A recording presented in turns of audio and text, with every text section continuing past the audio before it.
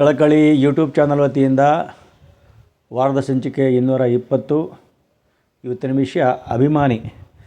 ಹಿಂದೆ ವರ್ನಟ ಡಾಕ್ಟರ್ ರಾಜ್ಕುಮಾರ್ ಅವರು ಅಭಿಮಾನಿಗಳನ್ನು ದೇವರು ಅಂತ ಕರೀತಾಯಿದ್ರು. ಈಗ ಅಭಿಮಾನಿಯ ವಿಶ್ಲೇಷಣೆಯೇ ಬೇರೆ ಆಗಿದೆ.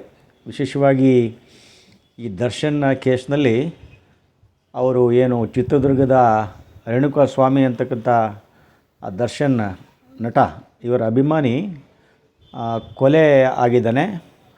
ಅವನನ್ನು ಕೊಲೆ ಮಾಡಿದವರು ಪುನಃ ಅಭಿಮಾನಿಗಳೇ ಅಂತಕ್ಕಂಥ ವಿಷಯ. ಇದೇನಾಗ್ತದೆ, ನಿಜವಾಗ್ಲೂ ಹೇಳಬೇಕಂತ ಹೇಳಿದರೆ, ಸ್ವಾಭಿಮಾನ ಯಾರಿಗಿರಲ್ವೋ ಅವ್ರು ಮಾತ್ರ ಅಭಿಮಾನಿಗಳಾಗ್ತಾರೆ.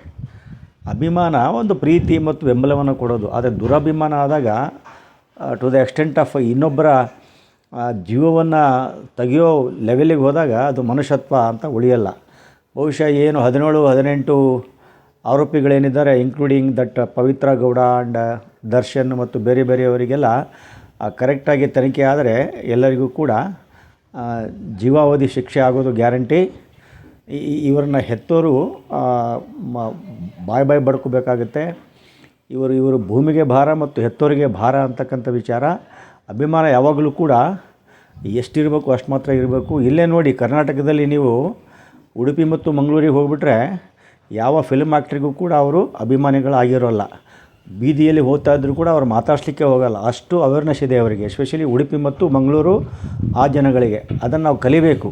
ಕರ್ನಾಟಕದ ಬೇರೆ ಜಿಲ್ಲೆಯವರು ಕೂಡ ಉಡುಪಿ ಮತ್ತು ಮಂಗಳೂರಿನ ಜನ ಯಾವುದಕ್ಕೆ ಅಭಿಮಾನ ಕೊಡಬೇಕು ಕೊಡಬಾರ್ದು ಅನ್ನೋದನ್ನು ಅವರು ಕ್ರಿಕೆಟ್ ಸ್ಟಾರ್ಗಳಾಗಲಿ ಸಿನಿಮಾ ಸ್ಟಾರ್ಗಳಾಗಲಿ ಅವರು ಕೇರೆ ಮಾಡಲ್ಲ.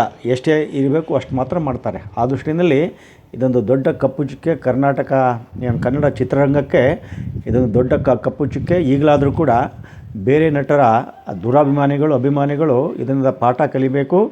ಅಭಿಮಾನ ಅನ್ನೋದು ದುರಭಿಮಾನ ಆಗಬಾರ್ದು. ನನ್ನ ಪ್ರಕಾರ ಅಭಿಮಾನಿ ಸಂಘಗಳನ್ನೇ ಡಿಸಾಲ್ವ್ ಆಗಬೇಕು. ಅಭಿಮಾನಿ ಸಂಘಗಳು ಇದೆಯಲ್ಲ, ಅವೆಲ್ಲವೂ ಕೂಡ ಡಿಸಾಲ್ವ್ ಆಗಬೇಕು. ನಾವೆಲ್ಲರನ್ನೂ ಕೂಡ ಮನುಷ್ಯರನ್ನಾಗಿ ನೋಡಬೇಕು.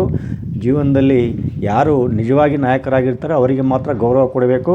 ಬರೀ ನಟನೆಯಲ್ಲಿ ಸಿನಿಮಾದಲ್ಲಿ ಮಾತ್ರ ನಾಟಕ ಮಾಡಿ ನಾಯಕರಾಗೋರು ಖಂಡಿತವಾಗ್ಲೂ ಕೂಡ ಯಾರಿಗೂ ಕೂಡ ಮಾದರಿ ಆಗಿರೋಲ್ಲ ಅಂತಕ್ಕಂಥ ವಿಚಾರವನ್ನು ಹೇಳ್ತಾ, ದಯವಿಟ್ಟು ಚಾನಲ್ಗೆ ಲೈಕ್ ಮಾಡಿ, ಸಬ್ಸ್ಕ್ರೈಬ್ ಮಾಡಿ.